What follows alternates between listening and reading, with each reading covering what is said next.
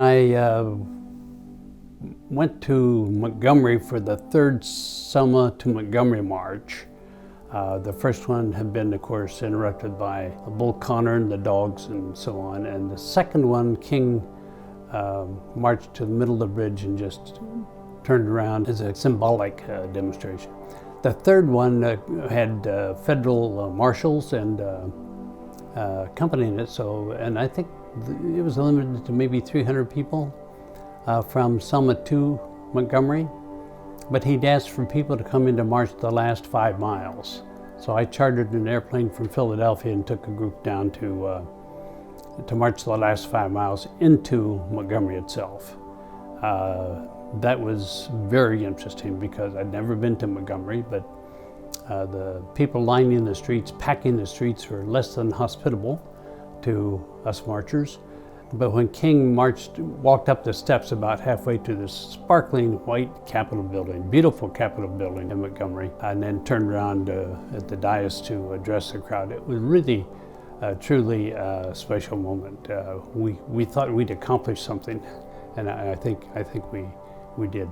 I didn't meet him until 66 or 67. We had a fundraiser for him in Philadelphia, and then a few months later we had a session with him, with the American Friends Service Committee actually, to talk about his strategy for the Poor People's Campaign.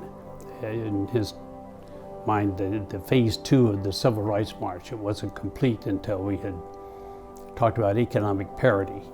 And so we spent several hours talking about that and planning the details. Of course, that happened a year later in 68, but of course King was not there because he'd been shot in the spring of 68.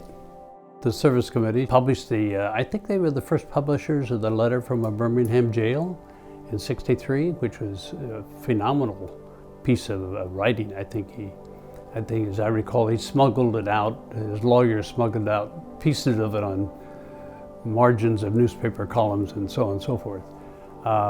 So they did that, and they picked up the ball, and I think as I recall, I think they ran out 50,000 copies initially and more later, but they were the first publishers. So in my mind, they've been, on the front line. I've always been impressed with the kind of ripple effect of a pebble in the pond. We're not always rarely aware of what kind of causal impact it may have in the future. But the kinds of things the Service Committee does is like the pebble in the pond. So ripples keep going on.